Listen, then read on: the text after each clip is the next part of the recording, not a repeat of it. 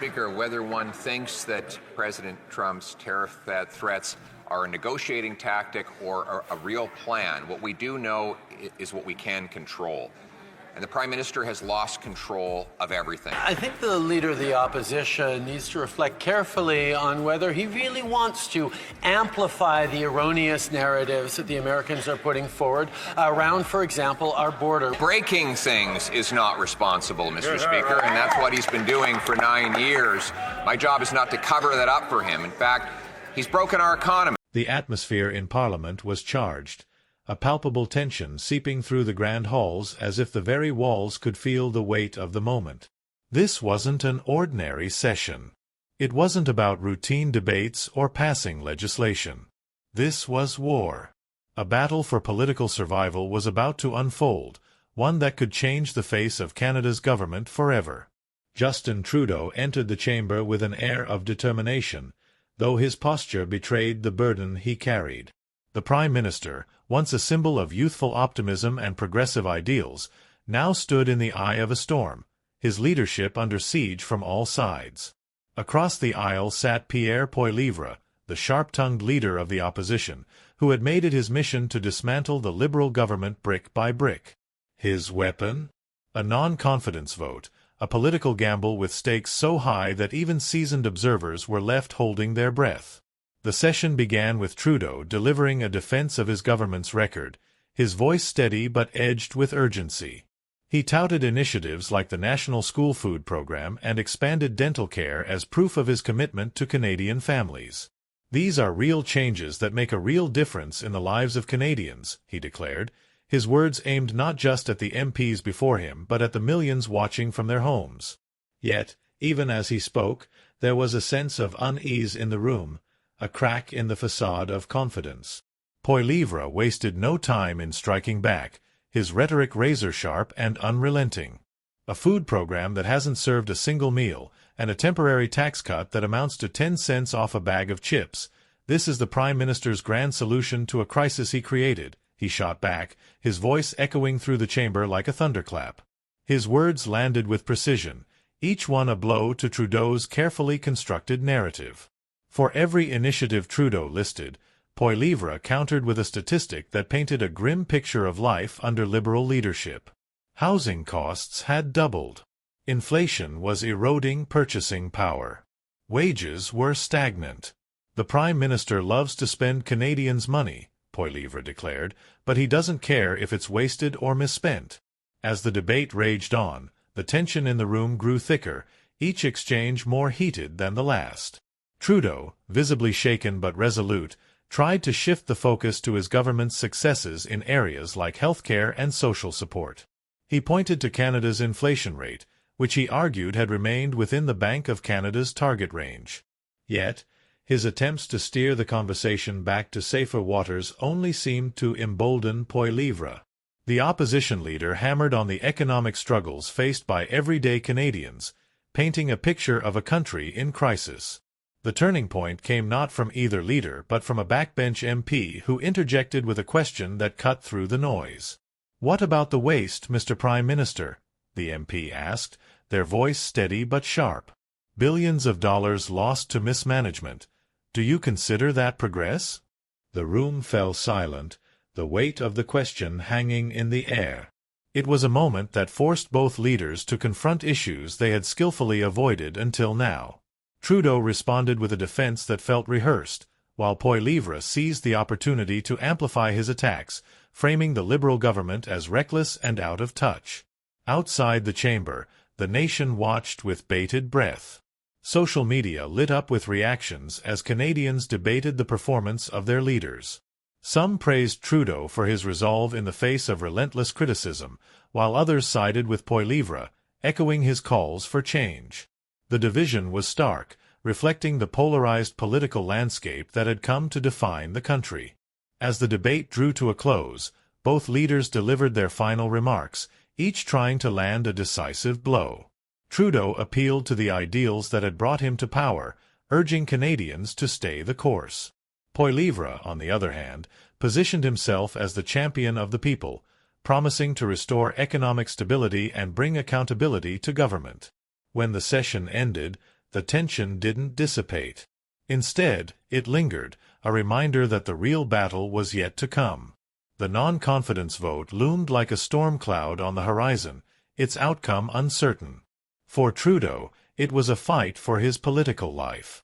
For Poilievre, it was a chance to reshape Canada's future. In the days leading up to the vote, whispers of uncertainty filled the corridors of power.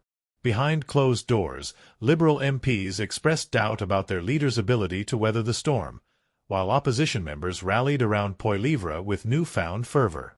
The stakes couldn't be higher. If the vote passed, it would topple Trudeau's government and potentially trigger an early election.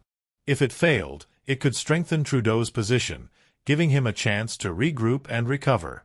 By the time the House reconvened for the vote, the atmosphere was electric. Every eye in the chamber was fixed on the Speaker as the roll call began. The tension was unbearable, each name called a step closer to a decision that would reverberate through the country. When the final vote was tallied, the result left the chamber stunned. For Trudeau, the outcome was both a reprieve and a warning. The non-confidence motion had failed by the slimmest of margins, allowing his government to cling to power. Yet, the close call underscored the fragility of his position and the growing discontent among Canadians. As the session adjourned, Trudeau walked out of the chamber, his face a mask of determination. Behind him, Poilievre stood unwavering, his eyes fixed on the Prime Minister. This was far from over. The battle lines had been drawn, and the fight for Canada's future had only just begun. In the days following the narrow victory, the political landscape in Canada remained charged with uncertainty.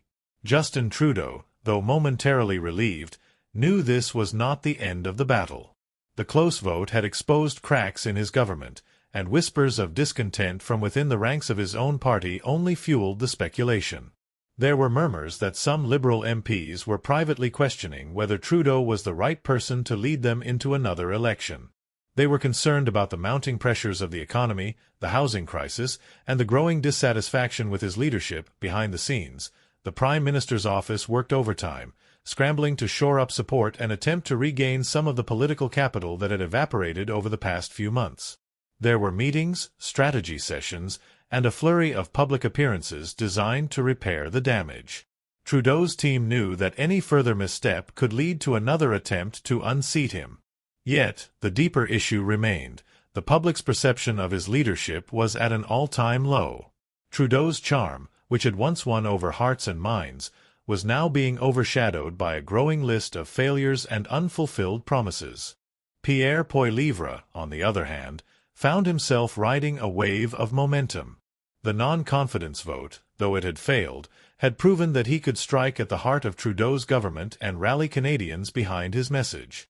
The Conservative leader was everywhere, making appearances across the country, using social media to highlight Trudeau's faults and present himself as the only alternative to the Liberal regime. His criticisms were sharp, his delivery unrelenting. He made it clear that the housing crisis, inflation, and immigration issues were not just problems. They were Trudeau's failures, and he would be the one to fix them. Poilievre's message resonated with many Canadians. The cost of living was a major concern for families, and Poilievre had become the voice of those who felt neglected by the government. He framed the debate as a fight for the working-class Canadians who were being squeezed by rising costs. With housing prices doubling, groceries costing more, and wages stagnating, Poilievre's arguments felt increasingly relevant. The tension between the two leaders was becoming a defining feature of the country's political discourse. But even as Poilievre's star rose, cracks began to form in his own party. Political analysts began to question whether the Conservative leader could maintain the momentum. His approach was combative, which worked in rallies and speeches but was less effective in more nuanced debates. Some of his critics within the Conservative Party argued that his rhetoric might be alienating moderate voters, especially those who were looking for stability rather than a revolutionary shift in policy. Poilievre's success in pushing Trudeau to the brink had made him a formidable opponent, but it also made him a target. The knives were starting to come out from all sides. As the months dragged on, Trudeau's team continued to try to regain their footing. His approval ratings remained in freefall, with no signs of a recovery in sight. The issues of housing, immigration, and inflation were still at the forefront, and every time Trudeau attempted to redirect the conversation to other issues, like healthcare or social programs, Poilievre and his allies were quick to remind Canadians that these programs were inadequate in the face of real economic hardship. The fight for political survival reached a boiling point when the government announced a new set of policies designed to tackle housing affordability. The plan, which included subsidies for first-time homebuyers and initiatives to increase the housing supply, was seen by some as a positive step, but to others it felt like too little, too late. Critics pointed out that the housing market had already spiraled out of control, and no amount of government intervention could reverse the damage done. For Poilievre, this was another opportunity to highlight Trudeau's failures. He pounced on the announcement, calling it a desperate attempt to salvage a crumbling legacy. The Prime Minister's office tried to spin the new housing policy as part of a broader economic plan, but it was clear that the political landscape had shifted.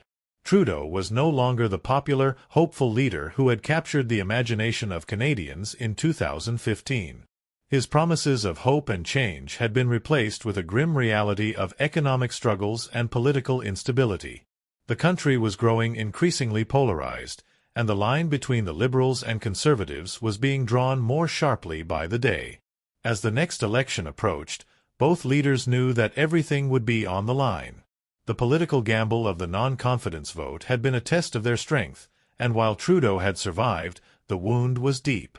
Poilievre's rise was undeniable, and the challenge he presented was one that Trudeau could no longer ignore. The next few months would determine whether Trudeau could reclaim his leadership or if Poilievre would capitalize on the discontent and lead Canada into a new era. The political battle had only just begun, and the country was bracing for what was sure to be an election like no other. Every decision, every speech, and every policy announcement would be scrutinized under a magnifying glass. For Trudeau, the task was clear: find a way to reconnect with Canadians and restore the confidence that had once been his strongest asset.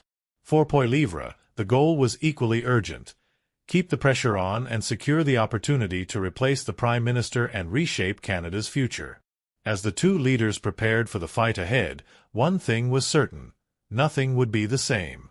The political battle for Canada's future had entered a new, more intense phase, and the final outcome remained uncertain.